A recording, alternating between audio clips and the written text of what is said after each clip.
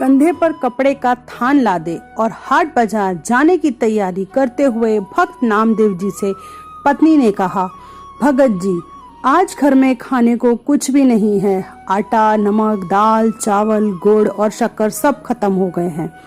शाम को बाजार से आते हुए घर के लिए राशन का सामान लेते आइएगा।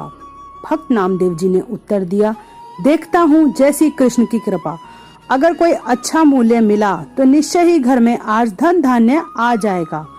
पत्नी बोली, संत जी, अगर अच्छी कीमत ना भी मिले तब भी इस बुने हुए थान को बेचकर कुछ राशन तो ले ही आना।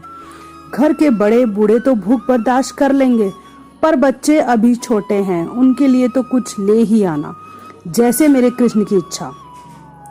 ऐसा कहकर भक्त नामदेव जी हाट बाजार को चले गए।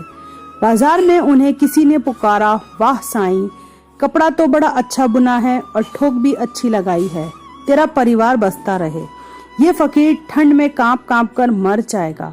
दया के घर में आ और रब के नाम पर 2 चादर का कपड़ा इस फकीर की झोली में डाल दे। भक्त नामदेव जी, 2 चादरों में कितना कपड़ा लगेगा फकीर जी? फकीर ने जितना कपड़ा मांगा, इत्तेफाक से भक्त नामदेव जी के थान में कुल कपड़ा उतना ही था और भक्त नामदेव जी ने पूरा थान उस फकीर को दान कर दिया। दान करने के बाद जब भक्त नामदेव जी घर लौटने लगे तो उनके सामने परिजनों के भूखे चेहरे नजर आने लगे। फिर पत्नी की कही बात कि घर में खाने की सब सामग्री खत्म है, दाम कम मिले तो भी बच्चों के लिए तो कुछ ले ही आना। अब दाम तो क्या, थान भी दान का जा चुका था। भक्त नामदेव जी एकांत में पीपल की छांव में बैठ गए। जैसे ही मेरे कृष्ण की इच्छा, जब सारी सृष्टि की सार पूर्ति वो स्वयं करता है, तो अब मेरे परिवार की सार भी वो ही करेगा। और फिर भक्त नामदेव जी अपने कृष्ण के भजन में लीन हो गए। अब भगवान कहाँ रुकने वाले थे। भक्त नामदेव जी ने सारे परिवार की जिम्मेदारी अब उनके सुपुर्द कर दी थी। अब भगवान जी ने भक्त की झोपड़ी का दरवाजा खटखटाया। नामदेव जी की पत्नी ने पूछा, कौन है? नामदेव का घर यही है ना? भगवान जी ने पूछा। अंदर से आवाज आई, हाँ जी यही है, आपको कुछ चाहिए? भगवान सोचने लगे, धन्य है नामदेव जी का परिवार, घर में कुछ भी नहीं है फिर भी हृदय में देने की सहायता जिज्ञासा है। भगवान बोले, दरवाजा खोलिए। लेकिन आप कौन? अंदर से आवाज आई। भगवान जी ने कहा, सेवक की क्या पहचान होती है भगतानी, जैसे नामदेव जी कृष्ण के सेवक, वैसे ही मैं नामदेव जी का सेवक हूँ। ये राशन का सामान रखवा लो। पत्नी ने दरवाजा पूरा खोल दिया। फिर इतना राशन घर में उतरना शुरू हुआ कि घर के जीवों की घर में रहने की जगह ही कम पड़ गई। इतना सामान नामदेव जी ने भेजा है? मुझे नहीं लगता, पत्नी ने पूछा। भगवान जी ने कहा, हाँ भगतानी, आज नामदेव का थान सच्ची सरकार ने खरीदा है। जो नामदेव का सामर्थ्य था उसने भुगता दिया और अब जो मेरी सरकार का सामर्थ्य है वो चुकता कर रही है। जगह और बताओ, सब कुछ आने वाला है भगत जी के घर में। शाम ढलने लगी थी और रात का अंधेरा अपने पांव पसारने लगा था। सामान रखवाते रखवाते पत्नी थक चुकी थी। बच्चे घर में अमीरी आते देख बहुत खुश थे। वो कभी बोरे से शक्कर निकाल कर खाते और कभी गुड़, कभी चना, कभी मेवे देखकर मन ललचाते और झोली भर भर कर मेवे लेकर बैठ जाते। उनके बालमन की अभी तक तृप्त नहीं हुए थे। भक्त नामदेव जी अभी तक घर नहीं आए थे, पर सामान आना लगातार जारी था।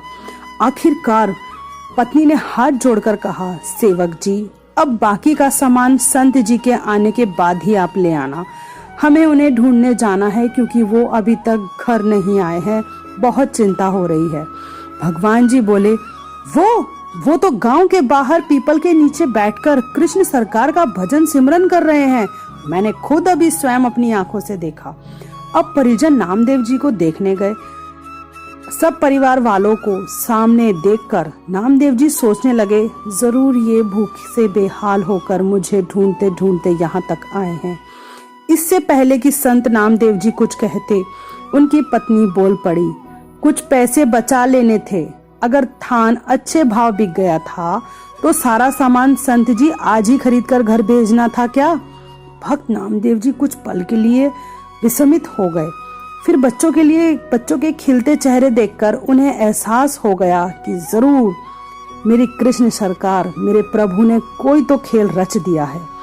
पत्नी ने कहा, अच्छी सरकार को आपने थान बेचा, और वो तो सामान घर में भेजने से रुकते ही नहीं थे। पता नहीं कितने वर्षों तक का राशन दे गए। उनसे मिन्नत करके रुकवाया। बस करो, बाकी संत जी के आने के बाद उनसे पूछ कर ही रखवाएंगे। भक्त नामदेव जी हंसने लगे और बोले, वो सरकार तो है ही ऐसी, जब देना शुरू करती है तो सब लेने वाले थक जाते हैं। उसकी बख्शीश कभी भी खत्म नहीं होती। वह सच्ची सरकार की तरह सदा कायम रहती है। तेरी रहमतों में कमी नहीं, मेरी एहतियात में ढील है। मुझे कौन तुझसे अलग करे, मेरे अटूट प्यास तू झील है। तेरा नाम कितना है मुख्तसर, तेरा जिक्र कितना तवील है। जय श्री कृष्णा, जय श्री राधे।